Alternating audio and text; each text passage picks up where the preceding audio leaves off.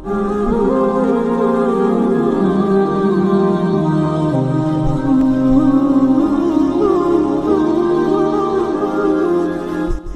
Number 25 مکمل ہوئی تھی، 26 نمبر آیت سے سبق شروع ہو رہا ہے۔ اعوذ باللہ من الشیطان الرجیم، بسم اللہ الرحمن الرحیم۔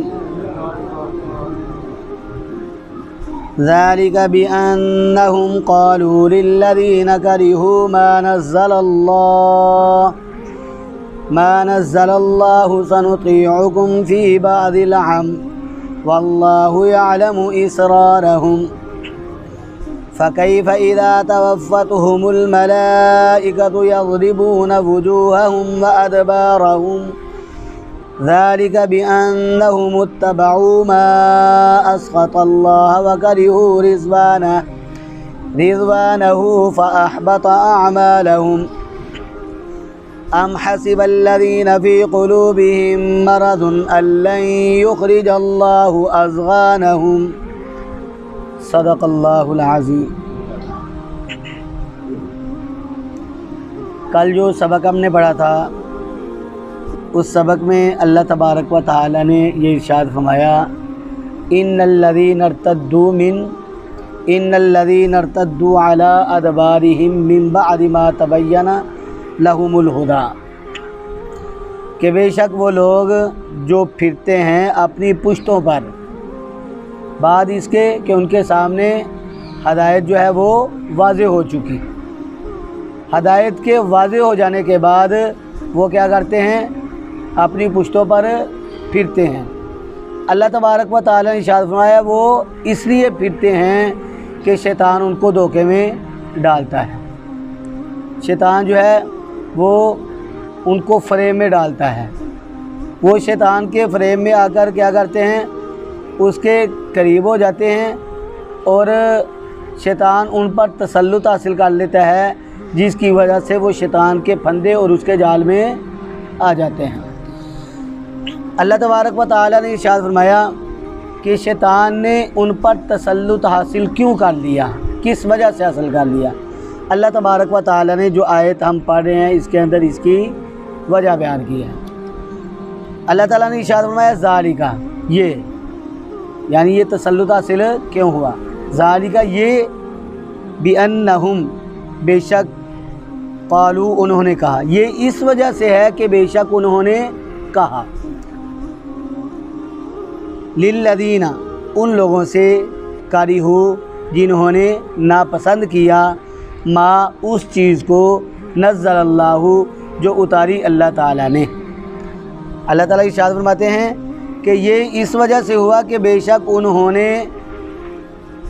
کہا ان لوگوں سے جنہوں نے ناپسند کیا اس چیز کو جس کو اللہ تعالیٰ نے اتارا ہے۔ اب کون لوگ ہیں؟ اس سے مراد منافق لوگ ہیں، جو کھلے کافر تھے، مشرک تھے، یہودی تھے، عیسائی تھے، ان کو منافقین جو ہے وہ پکارتے تھے اور ان سے کہتے تھے کہ آپ جو کچھ بھی کریں، اسلام کے خلاف آپ کارروائی کریں گے تو ہم تمہارا ساتھ دیں گے، اگر آپ قرآن کے خلاف کوئی کارروائی کریں گے یا حضور نبی اکرم صلی اللہ علیہ وآلہ وسلم کے خلاف کوئی کارروائی کریں گے تو ہم تمہارا ساتھ دیں گے۔ تو یہ منافق لوگ جو ہیں ان کا دل کن سے ملتا تھا؟ کافروں سے، مشرکوں سے، یہودیوں سے۔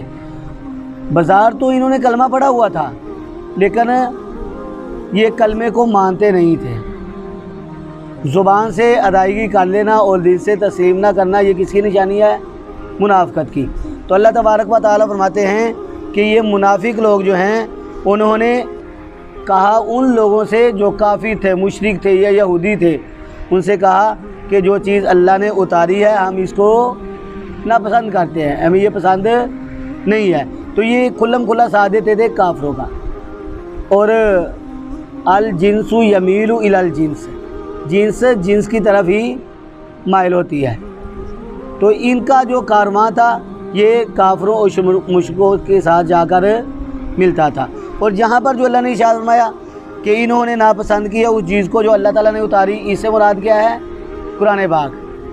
کہ یہ قرآن پاک کے منکر تھے، قرآن پاک کے بارے میں یہ کہتے تھے کہ ہمیں یہ چیز پسند نہیں ہے۔ اللہ تعالیٰ فرماتے ہیں سنطیعکم، وہ کہتے ہیں ان قریب ہم اطاعت کریں گے تمہاری، فی بعض الامر، بعض معاملات میں۔ اور وہ بعض معاملات کون سے ہیں؟ میں نے پہلے بتلایا کہ وہ کہتے کہ جب تم اسلام کے خلاف کارروائی کرو گے یا محمد الرسول اللہ صلی اللہ علیہ وآلہ وسلم کے خلاف کارروائی کرو گے تو پھر ہم کیا کریں گے؟ تمہاری اطاعت کریں گے، ہم ان کی اطاعت نہیں کریں گے، ان کی بات نہیں مانیں گے، بلکہ ہمارا ساتھ تمہارا ہی ہوگا، ہم تمہارا ساتھ دیں گے۔ اللہ تبارک و تعالیٰ نے ارشاد فرمایا واللہ، اور اللہ تعالیٰ یعلم، جانتا ہے، اسرارہم، ان کے مخفی مشوروں کو، ان کے پوشیدہ مشوروں کو، جو وہ مشورے پوشیدہ طور پر کرتے تھے، اللہ تعالیٰ ان کو جانتا ہے۔ اب یہ منافق لوگ ایسے تھے کہ یہ جب بات چیت کر رہے ہوتے تو بڑی آہستہ سے اور سکون سے کرتے کہ کہیں مسلمانوں کے پاس ہماری یہ بات نہ پہنچ جائے، مخفی طور پر، پوشیدہ طور پر یہ بات کرتے تھے۔ لیکن دیکھیں اللہ تبارک و تعالیٰ، اور کوئی سنے نہ سنے، اللہ تعالیٰ سے کوئی چیز پوشیدہ نہیں ہے، لیکن یہ کیا کرتے تھے کہ ایک دوسرے کی طرف دیکھتے اور ان کو اشارہ کرتے کہ آہستہ آواز سے بات کرنی ہے تاکہ مسلمان ہماری بات سن کر ہمارے خلاف کوئی کارروائی نہ کر دیں، تاکہ یہ ہمارے خلاف کوئی ایکشن نہ لے لیں۔ اس طرح کی یہ باتیں کرتے، اور یہ لوگ ان باتوں سے وہ ڈرتے تھے۔ بالخصوص حضرت عمر ابن خطاب رضی اللہ تعالیٰ عنہ اور حضرت خالد بن ولید رضی اللہ تعالیٰ عنہ، ان سے منافق لوگ بہت ڈرتے تھے، بہت زیادہ، اتنا ڈرتے تھے کہ اس کا حساب ہی کوئی نہیں ہے۔ تو اللہ تبارک و تعالیٰ نے ارشاد فرمایا فکیف، پس کیسے ہوگا گالنے، کیسے ہوگا، اذا، جب، توفتہم، جان نکالیں گی ان کے، الملائکۃ، فرشتے، پس وہ حال کیسا ہوگا جب فرشتے ان کی جان نکالیں گے، یضربون، وہ ماریں گے، وجوہہم، ان کے چہروں پر، وادبارہم، اور ان کی پشتوں پر۔ جب حدیث میں آتا ہے کہ جب آدمی قریب الموت ہوتا ہے تو اس وقت اللہ تبارک و تعالیٰ کے فرشتے اس انسان کے پاس پہنچتے ہیں اور فرشتے اس کے سامنے کھڑے ہوتے ہیں، اور سب سے قریب وہ فرشتہ ہوتا ہے جس نے جان نکالنی ہوتی ہے، اور اس کے پیچھے 18 فرشتے اور کھڑے ہوتے ہیں۔ جان نکالنے والا فرشتہ جو ہے وہ کسی بدروح کے پاس، کسی ایسے آدمی کے پاس پہنچتا ہے جو دنیا میں اچھے کام نہیں کرتا تھا، تو اس کو جا کر کیا کہتا ہے، یا ایتھا النفس الخبیثہ، اے ناپاک جان، اے ناپاک روح، اللہ تعالیٰ تجھ سے ناراض ہے، اللہ تبارک و تعالیٰ تجھ سے ناراض ہے کیونکہ تو نے دنیا میں رہ کر اللہ تبارک و تعالیٰ کی نعمتوں کی ناشکری کی۔ اب یہ بہت ڈرتا ہے اور واسطے دیتا ہے اللہ تعالیٰ کے کہ مجھے تھوڑا سا موقع دے دے بس، تاکہ میں توبہ کر لوں۔ لیکن فرشتوں کے نظر آ جانے کے بعد توبہ قبول نہیں ہوتی۔ یہ توبہ جو ہے یہ ایمان بالغیب پہ قبول ہوتی ہے۔ اللہ تبارک و تعالیٰ کو کون سا ایمان چاہیے؟ مطلوب کیا ہے؟ ایمان بالغیب۔ جب فرشتے نظر آ گئے تو پھر ایمان بالغیب نہ رہا۔ تو اللہ تبارک و تعالیٰ نے ارشاد فرمایا کہ یضربون وجوہہم وادبارہم، یہ فرشتے آتے ہیں، جان نکالتے ہیں۔ میں نے بتلایا کہ جو خبیث روح ہوتی ہے، ناپاک روح ہوتی ہے، اس کو فرشتہ کہتا ہے کہ تو اللہ تعالیٰ تجھ سے ناراض ہے، تو وہ کیا کہتا ہے؟ وہ کہتا ہے کہ تھوڑا موقع دے دے تاکہ میں توبہ کر لوں، لیکن اس کو توبہ کا موقع نہیں دیا جائے گا۔ اگر توبہ کرے گا بھی تو اس وقت کی توبہ قبول نہیں ہوگی۔ تو حدیث میں کیا آتا ہے؟ مفسرین یہ فرماتے ہیں کہ یہ جو یضربون وجوہہم وادبارہم، کہ اس وقت فرشتوں کے ہاتھ میں لوہے کے ہتھوڑے ہوتے ہیں اور وہ لوہے کے ہتھوڑوں سے ضربے مارتے ہیں، ان کے چہروں پر مارتے ہیں اور ان کی پشتوں پر مارتے ہیں۔ جو بدروح ہوگی اس کے جسم پر فرشتے جو ہیں اس وقت لوہے کے ہتھوڑے سے ضربے زور سے مارے ہوں گے اور ہمیں نہیں پتہ چلے گا، اور ہمیں یہ بھی نہیں پتہ چلے گا کہ یہ جو اس کے ساتھ کارروائی ہو رہی ہے اس کو کتنی تکلیف ہو رہی ہے۔ یہ وہی جانتا ہے جس کی جان نکل رہی ہے کہ میرے ساتھ کیا ہو رہا ہے۔ اور فرمایا کہ اس کی روح جو ہے وہ بڑی سختی کے ساتھ نکالی جاتی ہے۔ تو وہ نفس جو اچھا ہوتا ہے، جس آدمی نے دنیا میں اچھے کام کیے ہوتے ہیں، تو اس کی روح بڑی آسانی سے نکال لی جاتی ہے۔ اس کی مثال دیتے ہیں کہ جیسے مشکیزہ ہوتا ہے پانی کا بھرا ہوا، جب اس کو کھولا جائے تو پانی جو ہے وہ اس سے ٹپک پڑتا ہے، بڑی آسانی سے باہر نکل آتا ہے۔ ایسے مومن کی روح کو جب قبض کیا جائے گا تو بڑی آسانی کے ساتھ، اور اس کو روح قبض کرنے والا فرشتہ خوشخبری دے گا، یا ایتھا النفس المطمئنہ، اے نفس مطمئنہ، ارجعی الی ربک، تو لوٹ جا اپنے رب کی طرف، راضیۃ مرضیہ، خوشی خوشی لوٹ جا۔ اب وہ خوشی خوشی اپنے پروردگار کی طرف جائے گا، جنت میں جائے گا، اس کو کوئی فکر اور کوئی کسی قسم کا کوئی غم لاحق نہیں ہوگا۔ تو اللہ تبارک و تعالی نے ارشاد فرمایا پس کیسے ہوگا، اذا توفتہم الملائکۃ، جب روح نکالیں گے ان کی، الملائکۃ فرشتے، یضربون، وہ ماریں گے، وجوہہم ان کے چہروں پر، وادبارہم اور ان کی پشتوں پر۔ کیوں ماریں گے؟ ان کو یہ سزا جو ہے دی جائے گی جب ان کی جان نکالی جائے گی۔ کس وجہ سے؟ اللہ تبارک و تعالی نے وجہ بیان کی، ذالک، یہ اس وجہ سے ہے کہ بِأَنَّهُمْ، بے شک انہوں نے، اتبعوا، پیروی کی، ما، اس چیز کی، اسخطا، جو ناراض کرتی ہے اللہ تعالیٰ کو۔ یہ سزائیں ان کو ملیں گی، ضرور ملیں گی۔ کیوں ملیں گی؟ اس وجہ سے ملے گی کہ انہوں نے دنیا میں رہ کر اللہ تبارک و تعالیٰ کو ناراض کر لیا، ایسی چیزوں کی پیروی کی جس کی وجہ سے اللہ تبارک و تعالیٰ ان سے ناراض ہو گئے۔ اب اللہ تعالیٰ کس سے ناراض ہوتے ہیں؟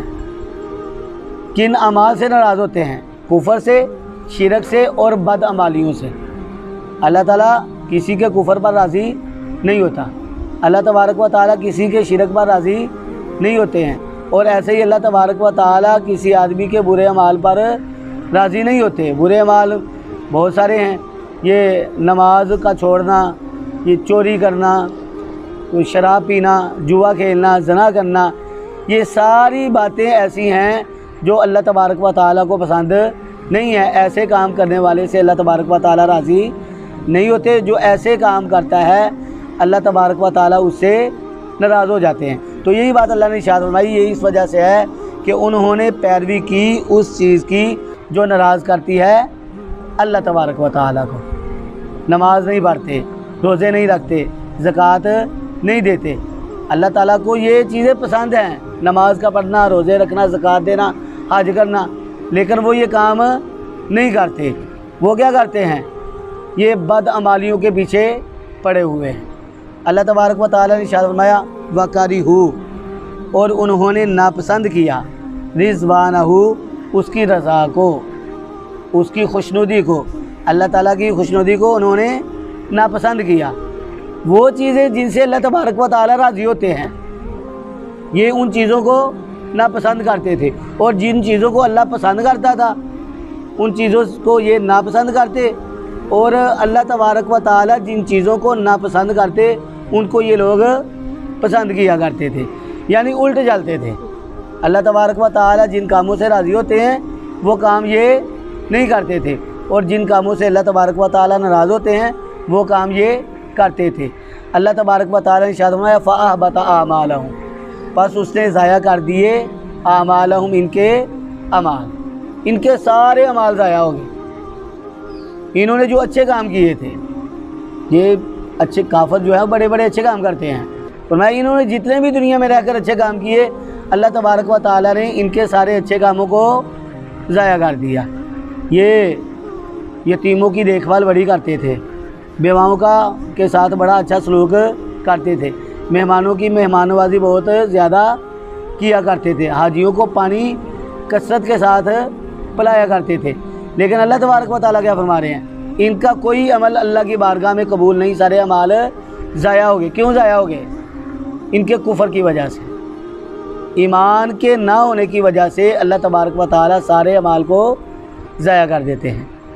بغیر ایمان کے بڑے سے بڑا عمل، بغیر ایمان کے جو عمل بڑے بڑے ہمارے یہاں ہوتے ہیں وہ بھی قبول نہیں ہوتے۔ ہاں اگر ایمان ہے اور کسی نے کتے کو پانی پلا دیا تو اس کا کتے کو پانی پلانا بھی اس کی نجات کا ذریعہ بن سکتا ہے، لیکن اگر ایمان نہیں ہے تو حاجیوں کو پانی پلا لیا تو ان کو پانی پلانا کام نہیں آئے گا۔ اور یہ حاجیوں کو پانی پلایا کرتے تھے۔ یہ مکہ مکرمہ میں داخل ہونے کے 16 راستے تھے اور ہر راستے میں انہوں نے پانی کی سبیلیں لگائی ہوئی تھیں۔ ابو جہل بھی اس میں شامل ہوتا تھا، ابو لہب بھی اس میں شامل ہوتا تھا۔ تو یہ بڑے بڑے اچھے کام کرتے تھے لیکن ان کے اندر ایمان نہیں تھا۔ ایمان کے نہ ہونے کی وجہ سے اللہ تعالیٰ فرماتے ہیں فَأَحْبَطَ أَعْمَالَهُمْ، ہم نے ان کے سارے عملوں کو ضائع کر دیا۔ آگے اللہ تبارک و تعالیٰ نے ارشاد فرمایا ام حسب الذین، ام کیا، حسبہ خیال کرتے ہیں، الذین یہ لوگ، فی قلوبہم جن کے دلوں میں مرضٌ بیماری ہے، کیا خیال کرتے ہیں ان لوگوں کے دلوں میں جن کے دلوں میں بیماری ہے۔ کون سی بیماری ہے؟ نفاق کی بیماری، منافقت کی بیماری، کہ وہ منافق ہیں۔ اللہ فرماتے ہیں کیا خیال کرتے ہیں وہ لوگ جن کے دلوں میں نفاق کی بیماری ہے۔ الَّن یخرج اللہ اضغانہم، اضغان یہ ضغنوں کی جمع ہے، یہ کہتے ہیں بغض کو، کینہ کو۔ اللہ تعالیٰ فرماتے ہیں کہ کیا خیال کرتے ہیں، یہ بات ان یہ کہ لن یخرج اللہ نہیں نکالے گا اللہ تبارک و تعالی، ہرگز نہیں نکالے گا اللہ تبارک و تعالی اضغانہم ان کے کینوں کو۔ کیا وہ یہ سمجھتے ہیں کہ یہ جو حضور نبی اکرم صلی اللہ علیہ وآلہ وسلم کے خلاف دل میں کینہ رکھتے ہیں، یا اسلام کے خلاف اپنے دلوں میں کینہ رکھتے ہیں، یا قرآن کے خلاف اپنے دلوں میں کینہ رکھتے ہیں، کیا یہ سمجھتے ہیں کہ اللہ تبارک و تعالی ان کینوں کو ظاہر نہیں کرے گا؟ ایسی بات نہیں۔ اللہ تبارک و تعالی ایسے حالات پیدا فرما دیں گے کہ وقتاً فوقتاً ان کے منہ سے جو باتیں نکلتی ہیں، ان کے دلوں میں جو کینہ ہوتا ہے، اللہ تبارک و تعالی ان کی باتوں کی وجہ سے اس کو مسلمانوں پر ظاہر فرما دیں گے کہ ان کا ظاہر کیا ہے اور ان کا باطن کیا ہے۔ تو اللہ تبارک و تعالی تو ظاہر کو بھی جانتے ہیں اور اللہ تعالیٰ باطن کو بھی جانتے ہیں، کیونکہ اللہ کی ذات سمیع بھی ہے اور بصیر بھی ہے۔ اللہ تبارک و تعالی نے یہ اختیارات اپنے پاس رکھے ہیں، لیکن اللہ تبارک و تعالی ایسے حالات پیدا فرما دیتے ہیں کہ ان حالات کی وجہ سے بندوں کو بھی اس بات کا پتہ چل جاتا ہے کہ یہ بندہ جو ہے اس کے اندر ایمان کتنا ہے، کہیں یہ منافقت تو نہیں کر رہا۔ اللہ تبارک و تعالی سے دعا ہے اللہ رب العزت صحیح معنوں میں ہمیں مسلمان بنائیں۔ اللہ تبارک و تعالی منافقت کی جو بیماری ہے اس سے ہمیں محفوظ فرمائیں۔ اللہ تبارک و تعالی اپنے محبوب حضور نبی اکرم صلی اللہ علیہ وآلہ وسلم سے سچی محبت عطا فرمائیں، قرآن کو سمجھنے والا اور اس پر عمل کرنے والا بنائیں۔ وآخر دعوانا ان الحمد للہ۔